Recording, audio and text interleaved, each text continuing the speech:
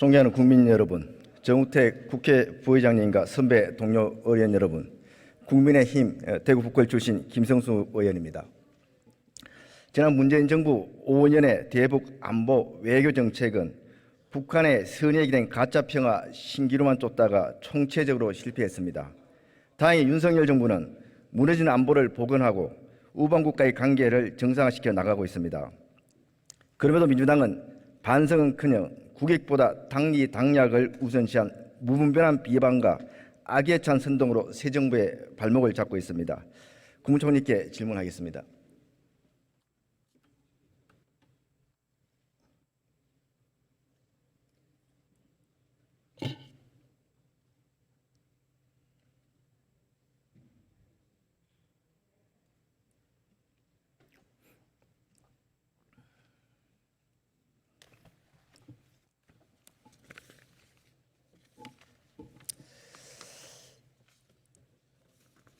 먼저 앞서 후쿠시마 오염수 관련해서 여러 이야기가 나왔는데 다시 한번 사실을 확인해 보겠습니다. 지난 문재인 정부와 현재 윤석열 정부의 후쿠시마 오염수 방류 관련해서 입장이 달라진 바가 있습니까? 저는 다르지 않다고 생각합니다. 윤석열 정부 역시 일관되게 국민의 건강과 안전을 최우선으로 검증되지 않은 일본의 일방적인 반출은 반대한다는 거 아닙니까? 네, 그렇다고 저희는 알고 있습니다. 앞서 의원께서 정의용 전 문재인 정부 때 외교부 장관이 이게 그때는 반대한다 이런 얘기를 했었는데 그 속기록을 이렇게 자세히 읽어 보면은 충분한 과학적 근거 제시, 정보의 충분한 공유 등 이 세 가지 여건이 마련되고 IAEA 기준에 맞는 적합성 절차에 따라서 된다면은 저희가 굳이 반대할 것은 없다고 분명히 이렇게 이야기를 했습니다. 그때의 주장과 지금 우리 윤석열 정부 입장과 변화가 전혀 없는 거 맞는 거 아닙니까? 저는 없다고 생각하고요. 여기에 아까 신 의원님께서 말씀하신 이게 조건인데 조건을 충족하지 않았으니까 말하자면 반대를 해야 되는 거 아니냐. 만약 이런 차원으로 말씀하셨다면 제가 지금 좀 확인을 해보니까 6개 중에 2개를 아직 못 받았다는 거는 지금 주겠다고는 했는데 회신이 아직 안 돼 있는 상태입니다. 그래서 아마 이것도 저는 곧 올 수 있지 않을까 이렇게 생각하고 있습니다.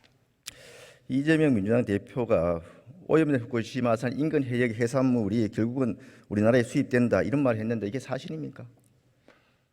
수산물은 저희가 국민들이 안심할 때까지는 수입을 금지하겠습니다.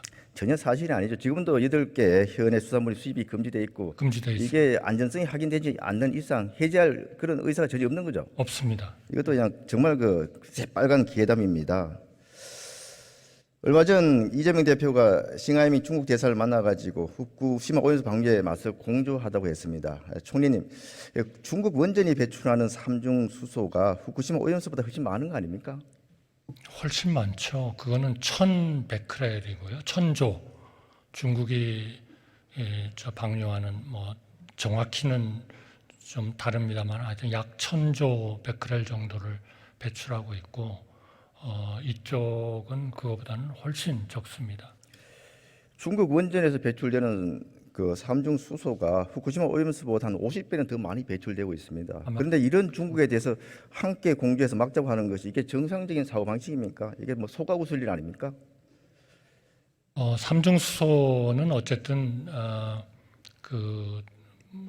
저희가 얘기하는 기계를 통해서 핵종처럼 처리는 안 되기 때문에 결국 이제 그 기준을 대폭 강화해 가지고 지금 일본의 배출 기준은 6만 베크렐입니다만 그거를 1,500베크렐까지 낮춰 가지고 희석을 해서 방류한다 하는 것이기 때문에 그것이 그렇게 제대로 방류가 되고 또 그럴 시설과 능력을 확실히 가지고 있는지를 저희가 계속 하여튼 저 국제사회와 같이 점검을 해야 된다고 생각합니다.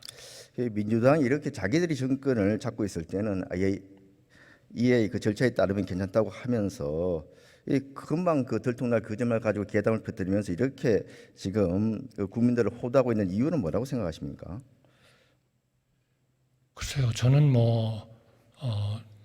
전 정부나 지금의 정부나 행정부가 하려고 하는 정책의 방향은 같다고 보기 때문에 그 의도는 심각하게 생각합니다. 이렇게 적인 괴담이 난무하는 이유는 일본과 관련된 사항이니까 이게 친일파 프레임을 씌우고 괴담을 조장해서 가우평 사태와 같이 그런 정치적 공격을 가하기 위해서 그러는 거 아니겠습니까? 좀 도와주셨으면 좋겠습니다. 정치권에서. 네. 예, 이제 후쿠시마 오염수 방류와 관련해서는 오로지 국민의 생명과 안전을 최우선으로 한다는 그런 생각을 가지고 앞으로 진행 과정도 상세하고 투명하게 공유해 주시기 바랍니다. 그렇게 하시겠습니까? 네, 절대적으로 그렇게 하겠습니다. 예. 대북 정책과 관련해서 좀 질의하겠습니다. 지난달 국회 운영위에서 조태영 안보실장은 문정부의 대북 정책을 가짜 평화라고 언급했는데 동의하십니까? 대개 평화, 우리 특히 대북 문제에 있어서의 평화는 우리가 한쪽으로 대화의 문을 확실하게 열어놓고요. 그러나 그러한 그 대화가 원활하게 이루어지지 않는 그러한 그 상황을 항상 염두에 두고 소위 말하는 그 핵과 미사일의 고도화를 추진하고 있는 북한에 대해서 분명한 억지력을 가져야 안보가 유지될 수 있다. 이렇게 생각을 합니다. 맞습니다. 만약에 이 두 개가 균형을 이루지 못하고 예를 들면 억지는 너무 충분히 억지력을 확보하지 않는다든지 막 이렇게 되면은 그거는 결국 상대방의 선의에 기대하는 이런 평화 체제가 돼서 그런 거는 국가 안보에는 대단히 문제가 있다 이렇게 생각합니다. 예, 맞습니다. 문재인 정부는 정권 초기에 한반도 운전자론이 중재자론이 하면서 설발을 쳤는데 성과가 있었습니까? 글쎄요, 전 뭐 구체적으로 머리에 생각되는 것은 없습니다. 운전자는 고사하고 이게 트럼프하고 김정은이 담판할 때 멀뚱히 쳐다보기만 한 그 창밖에 남자 역할밖에 못한 거 아닙니까? 네, 뭐 제가 거기에 대해서 일일이 평가하기는 좀 적절하지 않은 것 같습니다. 역대 좌파 정권은 하나같이 북한 핵개발 의지에 대해서 오판을 했습니다. 김대중 대통령은 북한의 핵개발 능력이 없다고 했고 노무현 대통령도 북핵이 공격용이 아니다 이렇게 북한을 감쌌으며 문재인 대통령은 김정은이 비핵화 의지가 있다고 북한의 그 수석 대변인을 자처했습니다. 한 번 쏘은 것은 100번 양보해서 선의로 이해할 수 있지만 두 번, 세 번 쏘았다는 것은 문제가 있는 거 아닙니까? 네, 그건 정말 유감스러운 일이고요. 우리 비핵화는 한반도 평화, 동북아 평화를 위해서 반드시 필요한 일인데 거기에 대한 그 전 정부의 생각은 실현되지 못했다 이렇게 생각합니다. 정말 모르고 쏘았다면 무능한 거고 알고도 모른 척 했다면 이거는 이적행위이자 반역행위라고 생각합니다. 총리님 지금 북한이 비핵화 의지가 있다고 보십니까? 저는 현재로서는 보이지 않습니다. 결국 민주당 정권이 북한의 선의에 기대어서 가짜 평화에 매달린 것이 북한의 핵과 미사일 능력을 고도화시키는 데 크게 일조했다고 보는데 어떻게 생각하십니까? 글쎄요, 뭐 그런 그 원인에 대해서는 그 북한에 대해서 좀 더 뭐 국제사회와 함께 결국 그 비핵화를 할 그런 가능성이 적다. 사후적으로 보면 법에다가 그 핵을 좀 공격적으로 쓰는 그런 내용까지 다 받고 그거를 그 통치자가 운영을 하도록 하는 그런 것까지 다 제도화하는 것을 보면 처음부터 좀 비핵화를 할 그런 그 생각은 크게 없지 않았나 이런 판단이 들기 없죠. 때문에 좀 더 국제사회와 좀 그 힘을 합쳐서 북한이 대화 테이블로 나오도록 하는 그러한 뭐 필요하면 억지력도 더 확보하고 또 그 뭐 필요하면 제재도 좀 더 강화하고 막 이런 조치들이 필요하지 않았나 이렇게 생각합니다. 예, 문 정권이 5년 내내 이게 북한의 가짜 평화를 구걸했지만 어떻게 돌아왔습니까? 문 대통령에 대해서 특등 머저리, 겁먹은 개, 은동의 심사숙고하라는 등 정말 원색적인 비난이었습니다. 총리님 이런 북한의 이런 취급을 받는 게 좀 평화라고 할 수 있습니까? 우선 북한이 나쁜 거고요. 제일 먼저. 그리고 이제 그 북한을 대하는 우리 대한민국의 어떤 정책, 자세 이런 것도 필요하다 이렇게 생각합니다. 윤석열 정부는 좌파 정권의 그 오판을 반면교사 삼아서 한반도의 그 진정한 평화를 위한 대책을 가져와야 한다고 보는데 어떤 대책을 가지고 있습니까? 저희는 하여튼 그 평화를 향한 우리 모든 헌법에서도 모든 것을 하여튼 평화적인 자유민주적 방법으로 모든 북한에 대해서 이런 일들을 하도록 되어 있기 때문에 저희가 그런 그 평화라는 것은 결국 대화를 통해서 해결을 해야지 전쟁을 통해서 해결하는 것은 그건 우리의 선택이어서는 안 된다 이렇게 생각합니다.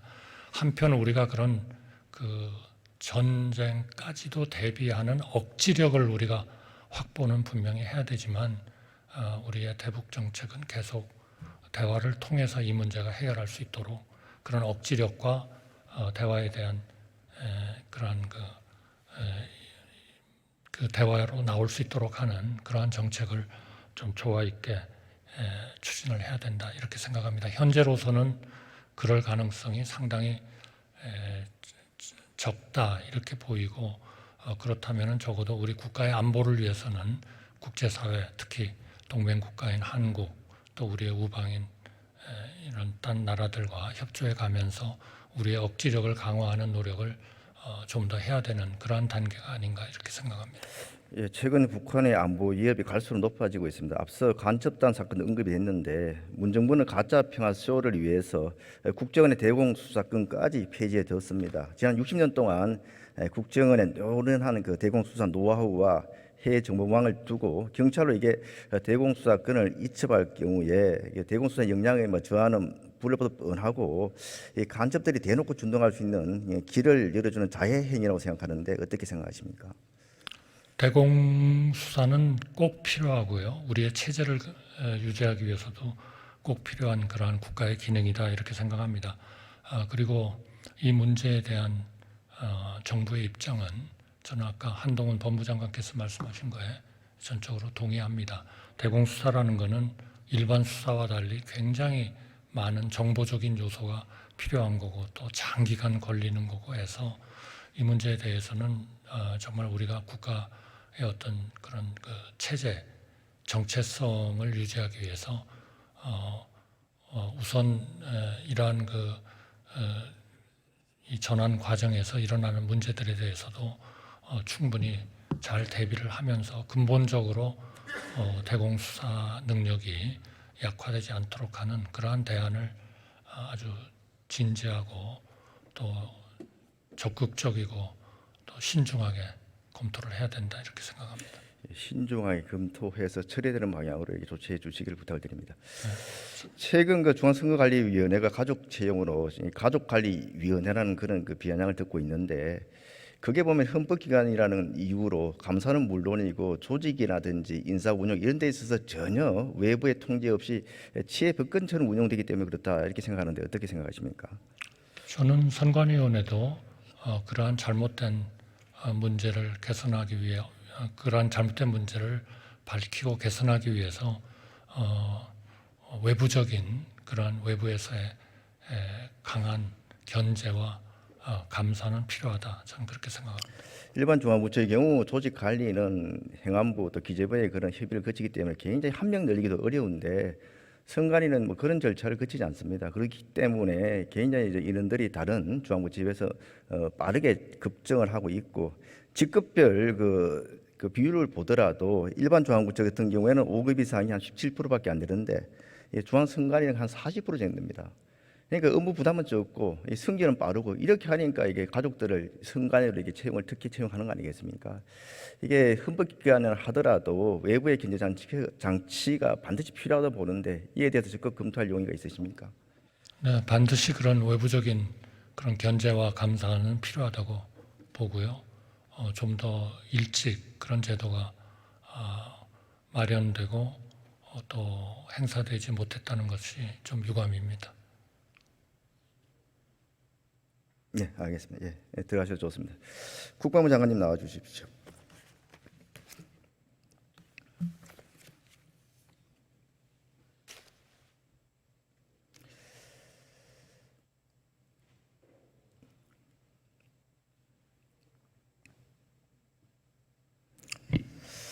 예, 장관님 그 문정부에서 가짜 평화에 매달리는 사이에 북한은 사실상 핵 보유국 수준이 되었습니다. 국방부는 그 북한의 대납 핵 공격 능력을 어떻게 평가하고 계십니까? 예, 핵 공격 능력에 대해서는 뭐 평가가 다양하게 볼 수 있는데 어찌됐든 한미가 함께 그 대응을 해나가고 있다 이렇게 말씀드리고, 특히 핵에 대해서는 확장체 공약을 확고히 함으로써 미국 핵 능력을 포함해서 모든 가용한 수단을 동원해서 대응하고, 아울러 우리의 삼축 체계 능력을 강화시켜서 억제 및 대응을 할 계획입니다. 예, 맞습니다. 앞으로 한국군의 그 전력 정강은 북한의 핵 기업으로부터 우리 국민을 보호하는 그 독자적 거부의 역량 확보에 최우선 목표를 둬야 된다고 생각하는데 동의하십니까? 예, 그렇습니다. 사드 문제는 문재인 정부 5년 동안 이게 발목이 잡혀서 우리 국민이 북한의 핵 위협에 그대로 노출되고 있는데 지금 어떤 상황입니까? 사드 문제는 지금 성주 사드 기지의 정상화가 마지막 완료가 되었습니다. 네, 그나마 다행입니다. 예. 예. 근데 사거리가 지금 200km에 불과하지 않습니까? 예. 수도권의 고층 방어에는 한계가 있는데 이 부분에 대한 대책은 있습니까? 예, 수도권에서 북한의 미사일에 대한 방어 태세는 기본적으로 패트리엇하고 MSM2라고 하는 종말 단계 하층에서 요격하는 우리 요격 체계가 구축이 되어 있습니다. 다만 사드처럼 종말 단계 상층에서 요격할 수 있는 문제는 지금 얼마 전에 시험 평가에서 성공한 LSM과 또 그것을 좀 더 고도를 높이 올려서 요격할 수 있도록 LSM2를 개발하고 있기 때문에 조만간에 머지않은 시간 내에 사도와 같이 종말 단계 상층에서도 요기할 수 있는 그런 능력을 갖추게 된다 이렇게 말씀드리겠습니다. LSM 실전 배치는 언제쯤 가능합니까? 정확하게 연도를 단정으로 말씀드릴 수 없지만 LSM 같은 경우는 27년 이전에 25년 정도 되면은 전력화 시작이 된다고 이렇게 말씀드릴 수 있겠습니다. 북한의 그 핵과 미사일 공격에 효과적으로 대응하기 위해서는 지금 육해공군으로 각기 나눠져 있는 미사일 지휘 체계를 일원화해야 된다는 그런 의견이 있는데 이에 대해서 어떻게 생각하십니까? 예, 지금도 기본적으로는 우리 오산에서 통제를 하고 있기 때문에 우리 한 측 자체의 전력으로 보면은 통합된 체계로 해서 운영이 되고 있습니다. 다만 해상 같은 경우는 기본적인 임무가 해상 전대를 미사일 위협부터 보호하는 그 역할을 하기 때문에 실제 지상에 있는 주요 시설을 방어하는 데는 한계가 있는 것이고 그 문제는 별도의 문제로 보시는 게 좋을 것 같습니다. 하여튼 뭐 국민의 안전과 직결된 문제이기 때문에 좀 치밀하게 검토를 해주시길 바랍니다. 예, 알겠습니다. 지금 우리 군의 상비 병력은 몇 명입니까? 50만 명으로 보시면 될 거고요. 상비 병력 50만을 유지하기 위해서 매년 남성 인구가 몇 명 정도 필요합니까? 기본적으로 22만 명 필요합니다. 간부가 한 2만 명 필요하고. 당장 내년부터 그러면은 상비 병력 유지를 위한 남성 인구가 미달하는데 대책이 있습니까?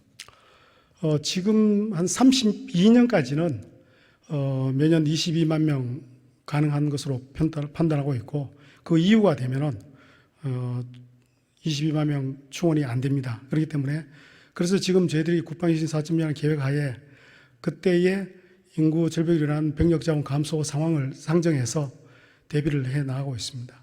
지금 상비 병력 그 미달이 이렇게 그냥 급하게 우리가 이제 당면을 안 했을 텐데 민주당 정부에서 이런 데 대한 대책 없이 군 복무 기간을 단축해서 그런 거 아닙니까?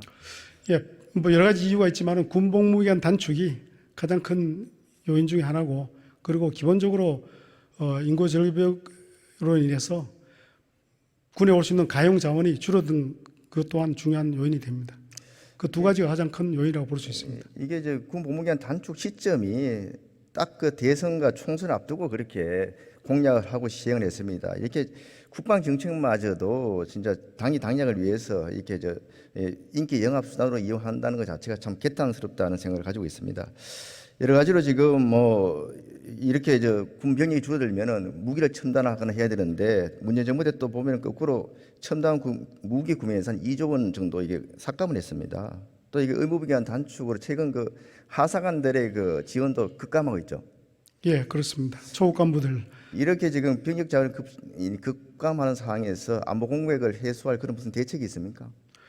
예, 기본적으로 초급 간부들에 대한 수당 인상, 그 다음에 거주 여건을 개선시키고 아울러 취업 전역 이후에 취업 여건을 좀 개선시켜주기 위해서 국방부 차원에서 여러 가지 방안을 강구해서 추진 중에 있는데 문제는 이제 예산 분야입니다. 그래서 제한된 예산으로 하다 보면은 어려움은 있지만은 지금 재정당국과 협의 중에 있고 하여튼 내년도 예산에는 좀 더 이 초급간부의 복무익견 개선을 위해서 더 많은 투자를 하려고 추진 중에 있습니다. 예, 상비 병력의 지금 그 수급 문제에 좀 적극적으로 대응하기 위해서는 우수 인재 영입을 위한 그런 여러 가지 추후 개선 예산을 좀 대폭적으로 좀 반영할 필요성이 있다고 생각을 하고요.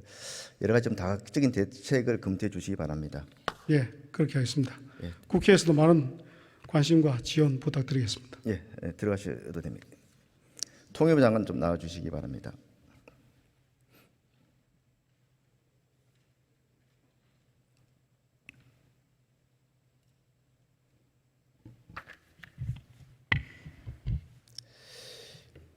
예, 장관님, 그 대북 전단 금지법은 김여정이 탈북단체의 강대 노름을 저지시킬 법이라도 만들어야 할 것이라고 이렇게 좀 하명하니까 문재인 정권이 이게 날치기 통과시킨 법입니다. 그런데 이 법안은 정말 폭압적인 북한 정권이 가장 두려워하던 그 자유세계의 정부와 지식이 북한 주민한테 유입되는 것을 원천적으로 좀 차단하는 좀 어처구니없는 악법이라고 생각하는데 또 해석에 따라서는 탈북민과 이 자선단체의 그 인도적 활동까지 위축될 우려가 있습니다. 따라서 이 대북전단 금지법의 신속한 그 재개정이 이루어져야 된다고 보는데 어떻게 생각하십니까? 우선 그 저한테 질문해 주셔서 고맙습니다. 뭐 하마터면 집에 그냥 갈 뻔했습니다. 그 말씀하셨듯이 대북전단금지법에 대해서는 통일부 입장에 대해서 정부 입장에 대해서 여러 차례 밝힌 바가 있습니다. 우선 우리 대한민국 국민들의 경우에 있어서 이 표현의 자유를 억압을 하고 북한 주민들의 알 권리를 막는다는 측면에서도 헌법에 좀 문제가 있고 또 처벌 조항 자체도 좀 이 헌법상 문제가 있습니다. 그래서 지금 현재 헌법재판소에서 심리 중에 있기 때문에 거기에 더해서 지금 현재 뭐 잘 아시다시피 그 현재 국회 상황을 고려할 때 지금 헌법재판소의 심리 내용을 봐가면서 그 내용을 그 개정하는 부분을 적극적으로 검토할 생각입니다. 예, 또 더불어 또 심각한 것이 그 2018년 합의한 남북 군사 합의입니다. 이 내용을 보면은 북한이 가장 두려워하고 간절히 원했던 한미 연합 훈련을 반대할 명분을 제공하고 또 북한의 군사적 동향을 실시간 탐지할 그 정찰을 또 제약할 뿐만 아니고 대북 학생기 방송과 전단 살포 중단을 북한이 요구할 비밀을 제공하는 정말 이적성이 농후한 한심한 합의입니다. 게다가 북한은 지금까지 벌써 17차례나 이 합의를 위반했습니다. 이런 그 합의를 계속 유지할 이유가 있습니까? 그래서 기본적으로 남북한 간의 합의를 체결한 부분에 대해서는 좀 마음에 들지 않더라도 일단은 존중하자라는 것이 남북관계 이 발전을 위해서 좋겠습니다만은 북한이 계속해서 합의를 위반하고 그로 인해서 이 남북관계에서 우리 대한민국의 안보가 위협이 된다면은 그 부분에 대해서는 심각하게 재검토를 해야 됩니다. 대통령께서도 이 부분에 대해서 말씀을 하셨고 그래서 통일부도 기본적으로 남북관계 발전법에도 지금 이 남북 간의 합의 중에서 문제 있는 부분에 대해서는 효력에 대해서 정지시키는 부분에 대해서 예상을 하고 있는 만큼 이 남북관계의 변화라든지 국가의 안보 또 공공 질서 이런 것들을 고려해서 필요한 경우 이 9.19 군사 합의를 포함해서 다른 이 합의에 이르기까지 효력을 계속해서 유지시킬지 여부에 대해서 좀 검토를 하도록 하겠습니다.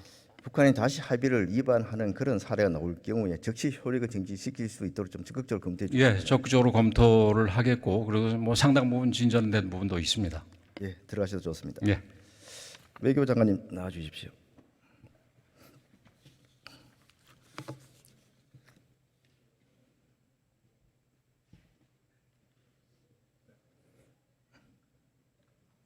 네, 외교부 장관입니다. 예, 장관님 민주당에서 윤석열 정부의 지난 외교 행보에 대해서 빈손해고 굴욕 계고를 표명하고 있는데 맞습니까? 네, 다시 한번 질문해 주시죠. 윤석열 정부의 외교를 민주당에서는 굴욕 외교, 이 빈손 외교다 폄훼하고 있는데 맞습니까? 그동안 성과가 없었습니까? 그렇지 않습니다. 윤석열 정부 들어서 저희가 글로벌 중추국가의 비전을 실현하기 위해서 내실 있는 외교를 추진하고 있고 한미 관계의 재건 또 한일 관계를 복원하고 한중 관계를 재정립하고 또 나토 그리고 G7을 비롯한 다자 정상회의에서 우리 대한민국의 위상과 높아진 국력을 바탕으로 해서 중추적인 외교를 추진하고 있습니다. 굴욕 외교, 빈손 외교의 끝판왕은 문재인 정권 아니었습니까? 앞서 김석기 의원님도 말씀했지만 문 대통령이 2010년 중국에 가서 한국은 작은 나라로 이렇게 비굴하게 얘기하면서 중국몽을 함께 하겠다 이렇게 이야기하고 빈손 귀국했습니다. 장관님 중국몽이 뭡니까? 중국이 이제 앞으로 경제적으로 그리고 또 지정학적으로 이제 더 큰 영향력을 가지고 그 미래를 향해서 나아가겠다 하는 그런 그 국가적인 전략입니다. 이게 중화 사상을 재현하고 우리나라를 비롯한 그 주변국을 이게 속국처럼 취급하겠다는 말에 대한민국의 대통령이라는 사람이 극렬히 좀 항의해도 모자랄 그런 판에 이게 함께하겠다는 이런 말을 한 것이 이게 제정신의 산 걸로 생각하십니까? 네, 뭐 거기에 대해서 제가 뭐 구체적으로 뭐라고 논평을 하는 건 적절치 않을 것 같습니다만은 굴욕 외교를 넘어서 이 조공 외교라고 생각을 합니다. 중국에 대해서는 그 상호 존중에 입각해서 당당하고 또 의연한 그런 자세가 필요하다고 생각합니다. 그다음 문 대통령 방중 당시 3불 1한이라는 대한민국의 안보 주권을 이렇게 포기하는 입장 표명을 해서 지금 중국이 지금까지 우리 안보 문제를 내정 간섭하는 그 빌미를 제공했습니다. 이재명 민주당 대표도 그걸 그대로 이어받아서 삼물 정책이 적정했다느니 또 사드 추가 설치는 무책임하다니 하는 굴종적 태도를 답습하고 있습니다. 얼마 전 그 싱하이밍 중국 대사를 찾아가서 우리 그 안보 주권에 대해서 노골적인 협박을 받고서도 이게 입 덮은 것 항의를 못한 거 아닙니까? 장관님, 이게 싱하이밍 대사가 언론에 공개되는 것을 알고 중국 입장을 홍보하는데 이재명 대표가 말려 들어가지고 철저히 이용당한 거 아닙니까? 우선 사드 문제는 우리 국민들의 안전을 위한 우리 방어 장치이기 때문에 안보 주권에 해당하는 사안으로 이것은 타협의 대상이 아닙니다. 당연히 찾아와야 하는 거 아니겠습니까? 네. 그리고 삼불 일한이라는 것은 어떤 약속이나 합의한 것이 아닙니다. 그리고 이번에 그 싱하이밍 대사의 그런 그 부적절한 발언은 외교 관례에 비춰서도 문제가 있고 또 비엔나 협약에 있어서도 문제가 있는 발언입니다. 외교사절의 본분은 우호를 증진하는 것인데 오히려 그러한 갈등을 만드는 그러한 그 언행은 적절치 않다고 생각합니다. 예, 알겠습니다. 들어가셔도 되겠습니다. 법무부 장관님 나와주시기 바랍니다.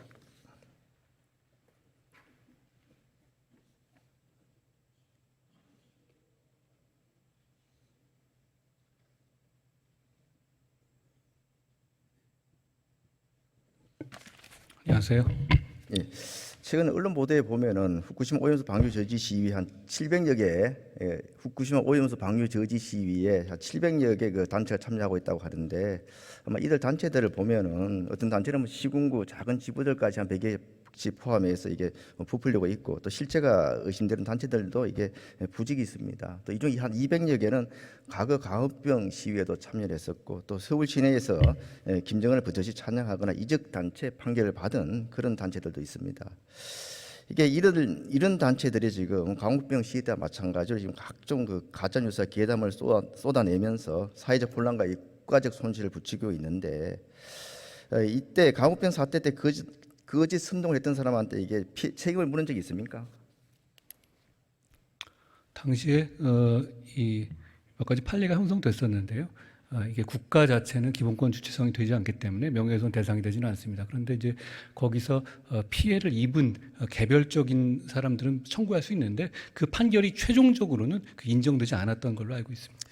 이 부분에 대해서 계속 이게 책임을 묻지 못하니까 유사한 사례가 반복되고 있는데 거짓 선동으로 국가 사회에 막대한 피해를 끼칠 경우에 주동자들에 대해서는 반드시 책임을 물 수 있도록 좀 적극적으로 검토해 주시기 바랍니다. 네, 고맙습니다. 예, 들어가셔도 좋습니다.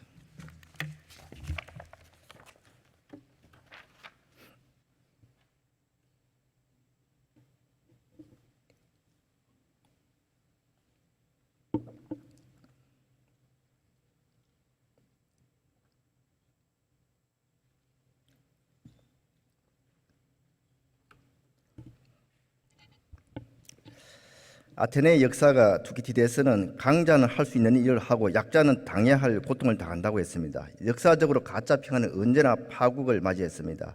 1938년 영국 챔버린 총리는 히틀러의 평화 약속을 굳게 믿었지만 1년이 채 되지 않아 런던까지 폭격을 당하는 러시아는 2014년 민스크 협정으로 평화를 약속했지만 지금 러시아군에게 무자비한 공격을 받고 있습니다. 문재인 정부의 처참한 대북 정책 안보 실패에도 불구하고 아직도 가짜 평화를 선동하는 자들은 대한민국의 안보를 위협하고 자해 행위를 하는 것과 다름없습니다. 힘을 지니고 있을 때야말로 평화를 지키고 전쟁을 억제할 수 있습니다. 지난 1년간 윤석열 정부는 강철 같은 한미 동맹을 토대로 한일 관계를 정상화하며 한미일 공조를 재건했고 힘을 통한 평화의 길로 굳건히 나아가고 있습니다. 윤석열 정부는 앞으로 남은 4년 동안 거짓말로 울룩진 선동과 억지 폄훼에 흔들리지 말고 국민의 생명과 안전 보장을 위해 최선의 노력을 다해줄 것을 부탁드립니다. 정치해 주셔서 감사합니다.